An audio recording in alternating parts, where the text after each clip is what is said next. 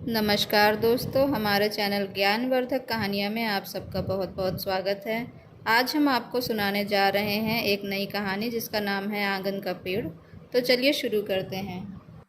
बहुत समय पहले की बात है। एक गांव था जिसका नाम रायपुर था।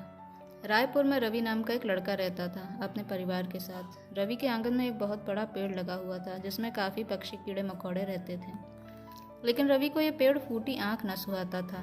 वो तो बस इसी ताक में बैठा रहता था कि कब उसे उस पेड़ से छुटकारा मिले, क्योंकि आंगन की सफाई की सारी जिम्मेदारी रवि के ऊपर ही थी। पतझड़ में तो सूखे पत्ते घर के अंदर तक भर जाते थे और उन्हें साफ करने में रवि को अच्छी खासी मेहनत पड़ जाती थी।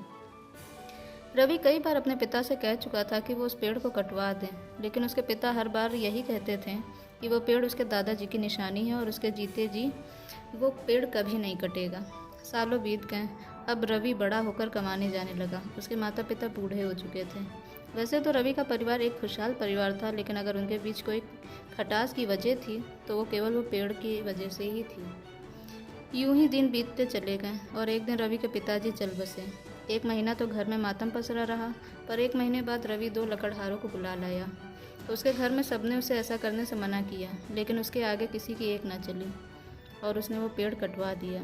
वो पेड़ काफ़ी पुराना था, इसलिए अच्छे दाम पर बिक गया, लेकिन उस पेड़ के गिरने के साथ ही अनगिनत पक्षियों के घोंसले उजड़ गए। कितनी ही मासूम गिलहरियाँ पेड़ के नीचे दब गईं, पर रवि पर इन सब बातों का कोई असर न पड़ा। उसने तो अपने मन की कर ली थी।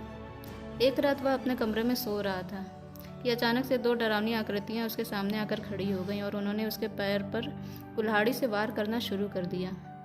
वह तेज़ दर्द से तड़प उठा। उसने उन दोनों से पूछा, कौन हो तुम लोग और मैंने तुम्हारा क्या बिगाड़ा है जो मुझे मार रहे हो? उसमें से एक आकृति बोली, हम दोनों लंबे समय से तुम्हारे आंगन में लगे पेड़ पर घोंसला बनाकर रह रहे थे। हमने उसमें अंडे भी दिए थे जो कुछ ही समय बाद जन्म लेने वाले थे, पर तुझ दुष्ट के कारण हम सबकी मृत्यु हो गई और हमारा घोंसला उजड़ गया और हमारे अंडे बर्बाद हो गए। इसीलिए जैसे तूने कुल्हाड़ी से उस पेड़ को काटा था, वैसे ही अब हम तुझे काटेंगे। रवि यह सब सुनकर हैरान रह गया और उनसे माफ़ी मांगते हुए बोला, मुझसे बहुत बड़ी गलती हो गई, कृपया मुझे माफ़ कर दो। मैंने तो सिर्फ वो पेड़ कटवाया था, लेकिन उस पेड़ पर रहने वाले प्राणियों के लिए तो मैंने सोचा भी नहीं।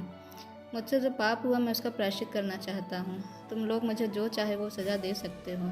इतना कहकर रवि की आंखों से आंसू गिरने लगे। फिर वो आकृतियाँ बोली, तुम्हें मारकर हमें क्या मिलेगा? हम तो बस तुम्हें तुम्हारी गलती का एहसास करवाना चाहते थे।